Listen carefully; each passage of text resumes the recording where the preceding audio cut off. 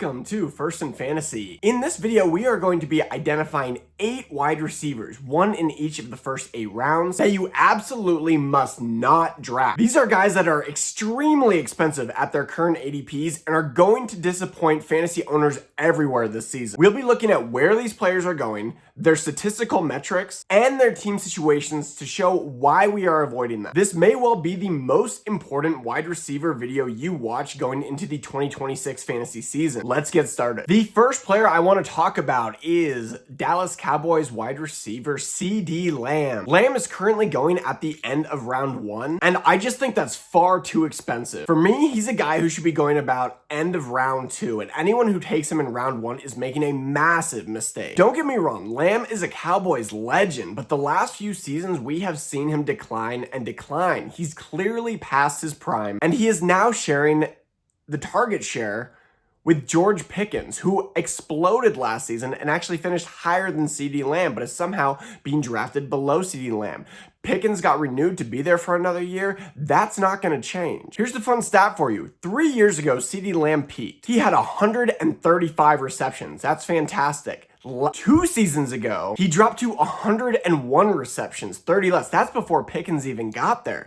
And then last season, Pickens arrives and he ends with only 75 receptions. Now, granted, he got injured last season, but that also doesn't tell the entire story. And it's also a red flag. He's getting up there in his age. He's past his prime. And so now we are dealing not only with new, fresh competition with players who are in their prime, but now we're dealing with injuries. And CeeDee Lamb himself has said since his injury that he hasn't felt like he was able to get his burst back from where he used to be before that. His touchdowns have also gone down. It went from 14 touchdowns a few seasons ago to then 6 to then last year 3.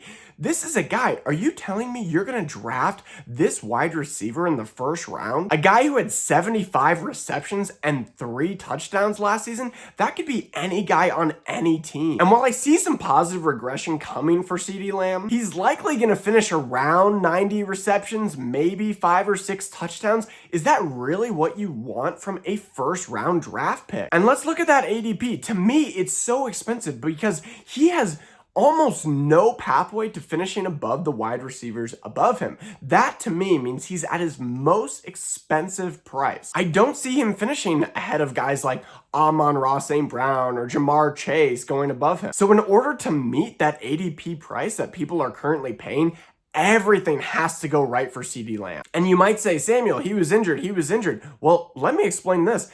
The games he wasn't injured, when he was lined up alongside George Pickens, these were his stats. He averaged roughly 5 catches for 75 yards and only scored a touchdown every 3 to 4 games.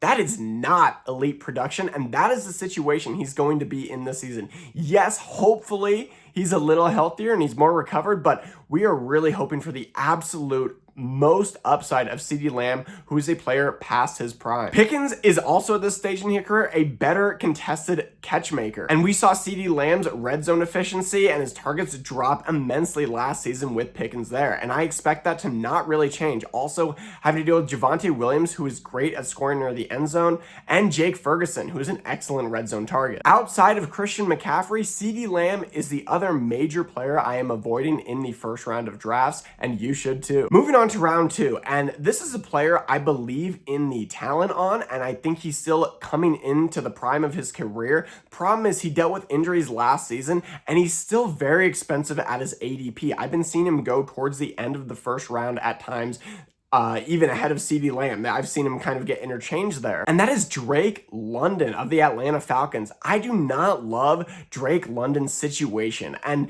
that is the biggest problem for me. We are currently dealing with Michael Penix Jr., who looked okay last year. You know, I was a fan, but left-handed quarterbacks, always a little weird, but not for the Falcons apparently, because they brought in Tua turn the ball over Tagovailoa, and he did not look good in his first preseason game. The dude he's past his prime. He had one massive season. As a Dolphins fan, I can tell you it's gone for him. Like, he's very conservative. He can be accurate in the short to mid-range situations, but everything has to be on time. Everything has to be perfect for him.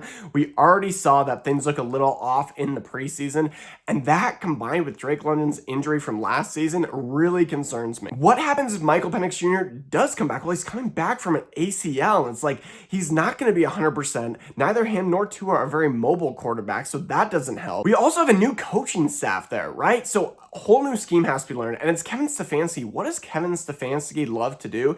He loves to run the football. He now gets the best running back in the league in Bijan Robinson, and he loves to use tight ends. Historically, he has never targeted wide receivers.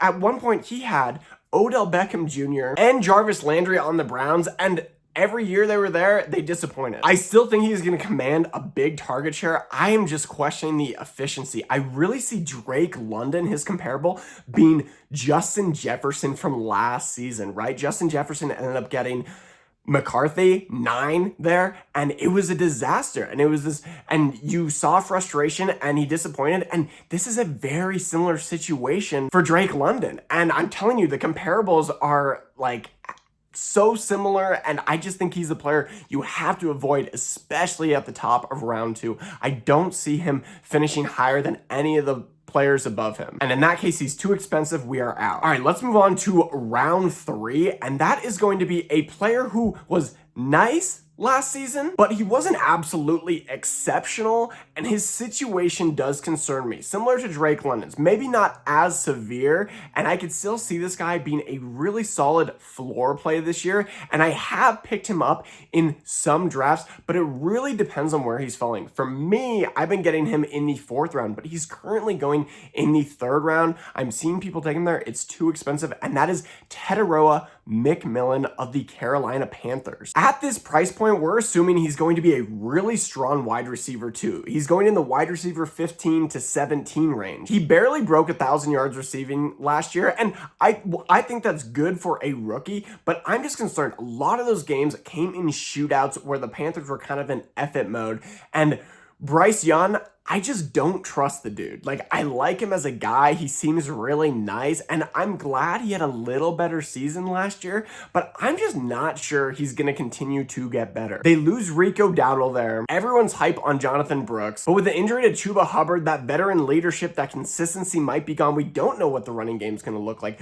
We don't see a lot of other great consistent pass catchers there. Yes, I love Jalen Coker. I'm a cokehead, okay? But he can never stay healthy. So if they don't have that guy to stretch the field, yes, I see Teteroa McMillan still being solid. And to me, you're paying for the ultimate floor guy in Teteroa McMillan. And that is a decision you'll have to make. I am okay with floor plays if I can get them at value, right? I just feel like the 3rd round, there's a lot of really good players going around that round, and he, to me, seems like one of the ones I'm not as excited about drafting. All right, now let's move on to round 4, and I'm going to tell you about a player I am so familiar with. I have literally watched him since he came into the league every game, and that is Miami ex-Dolphin Jalen Waddle, now with the Denver Broncos. I live in Colorado. I can tell you everyone here is so jacked about Jalen Waddle. And I'm not here to say Jalen Waddle is not a talent. He is always fun to watch. But I'm going to let Denver fans and all fantasy owners know right now, Jalen Waddle gets banged up every single game. He constantly injures something else. It's always a minor injury, but he will leave at the end of the 1st quarter and be back in the mid-3rd and maybe play the whole 3rd and then just be gone for the 4th. And he does this often. Don't like that. Constant nagging injuries. This was one of the reasons the Dolphins were even able to get him in the draft all the way back from Alabama, is people actually said Jalen Waddle was potentially a better wide receiver than Devonta Smith. They're very comparable so far in their stats in the NFL, but the problem is Waddle can't stay healthy consistently in an inter-game basis. And while I think he's going to provide a solid floor, even in his limited time every week, and he'll have those occasional pops because he can go deep, he does have elite speed, the problem is he's going to Denver, where Courtland Sutton is already the one, right? And he's established himself there. He's the vet. He's the guy that got paid. Jalen Waddle also got paid too, but I'm telling you, they're going to be a 1 and 2, but like, they're not the same level that like a CeeDee Lamb and George Pickens is. They're a full tier below those two players, maybe even a little more. And the other thing about Sean Payton is, you know, you'll see a stat halfway through the first quarter. It'll be like, Bo Nix has completed a pass to 9 different receivers, including, you know, a halfback, a fullback, 3 tight ends, 4 wide, and you're like,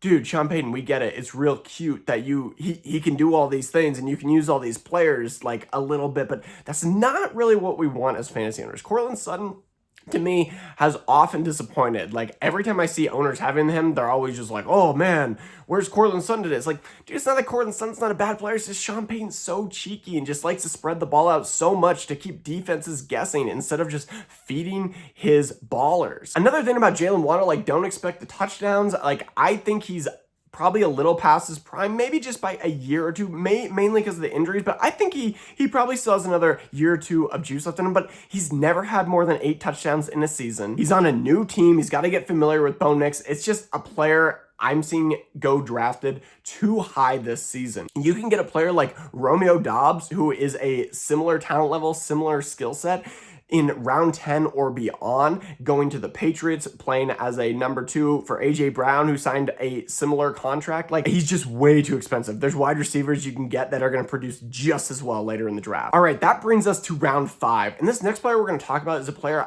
I was adamantly out on last season. And I had people asking me about him pre-draft, and I had a bunch of people reaching out to me at the start of the season being like, why'd you tell me not to draft this guy? You said this guy was going to be washed. You said he was going to be too old. You said he was going to get injured. Well, lo and behold, a few weeks later, Mike Evans got injured. And for the first season in his career, he did not reach 1,000 receiving yards. Now, for the first time in his career, we don't see him on the Tampa Bay Bucks. He has now gone over to the San Francisco 49ers. For anyone out there, we've seen the videos of Mike Evans so far in the preseason. He is wrapped up. He looks ridiculous. He's injured every single day. He's old. He's going to a new system, and he's going to be used, like, I think he's going to be on the field maybe 50-60% of the time. Do you really want to pay a round 5 price for a guy on the field that much? I think they're going to use him in key situations. It's going to be like big first downs, touchdowns, the occasional big play, jump ball down the field, but his metrics are down, and he keeps dealing with this mysterious quad tightness in camp. Like, it's just, all red flags around Mike Evans. And the electrical substation in San Francisco is undefeated. He also has to learn a new scheme, which is a big deal for him. For being in Tampa Bay forever, you're familiar. Now, he's going to a new home field, a new scheme. Kyle Shanahan loves to feed Christian McCaffrey 1,000 times a game.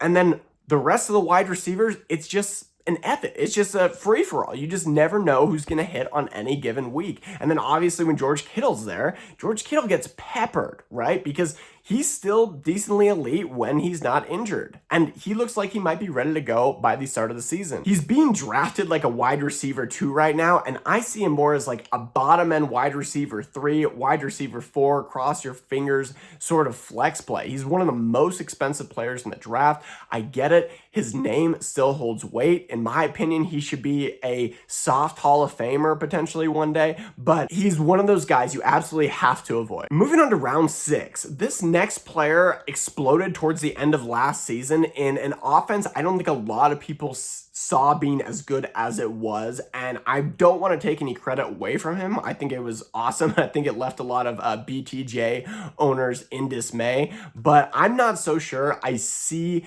a complete repeat coming from this player, and he's currently being drafted in that way, in that he's going to have a similar season to last season, and that is Parker Washington of the Jacksonville Jaguars. I think it's kind of messy in that wide receiver room. You have BTJ, who had a down year. Everyone was disappointed by him. I think he's going to come back and have a better season this year. He's due for some positive regression. They also took on Jacoby Myers midway through last season, and he always commands around, 5, 6, 7 receptions a game. They like to throw out of the backfield as well. They've got Tootin there now, who's very speedy out of the backfield. I'm not sure where the target share is going to be going. That's not even considering Travis Hunter, right? Like, the Jags came out in the offseason and there was this rumor that Travis Hunter wasn't going to play offense anymore. They came out and said, no, that is not true. He's special. We want him on the offensive side, and he's going to be playing wide receiver. That's 4 wide receivers right there we're potentially looking at. I just think that's too heavy of a split. While I'm high on Trevor Lawrence this year and the Jags to still have a really good season, they have a cupcake schedule.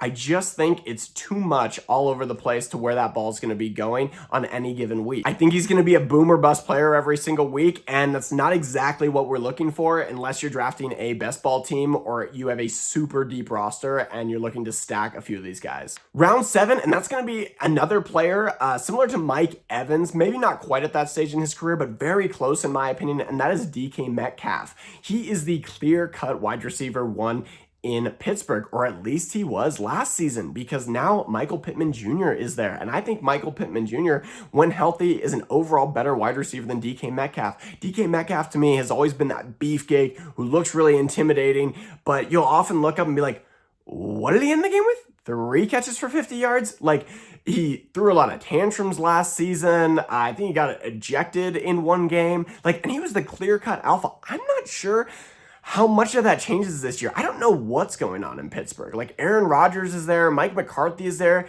They all just feel very, very dated there. I don't have a lot of faith in Pittsburgh. I think they'll be, even without Mike Tomlin there, probably around 500, probably a little under 500 this season. And I'm just not too excited now that he doesn't get as much of a target share.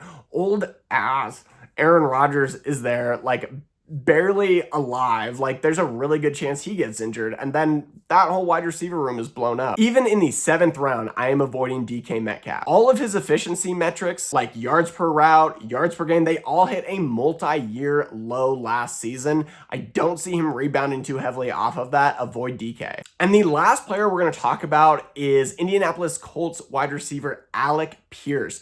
This guy is really fast. He's a speedster. He stretches the field for them. He's like the modern day Jordy Nelson, representing like the one white wide receiver in the league that can like stretch downfield. The problem is he had a really bad injury. He had ankle surgery. He's currently on the PUP list. I'm very concerned. Josh Downs on the same team is going a little below him. I think when Pierce comes back, it's yet to be seen if he's going to have that elite speed still. He's still young, which is good, but it does concern me. The whole situation with Daniel Jones concerns me. What if he gets re-injured? What if his mobility isn't there? What makes Daniel Jones and what made that Colts offense so historically great in the first half of last season was Daniel Jones' ability to use his legs, so it opened up lanes for Jonathan Taylor. And then it was opening up the passing game because defenses had to cheat up and they could go over the top. I just have a lot of question marks around that entire offense. So for me, Alec Pierce is a big avoid. He's too boom or bust and too many question marks. If you guys enjoyed the video, I would really appreciate a like and a subscription. We put out full-length videos like this, including different shorts every single day on YouTube. We are a new channel. We're trying to grow, and I would greatly appreciate your support.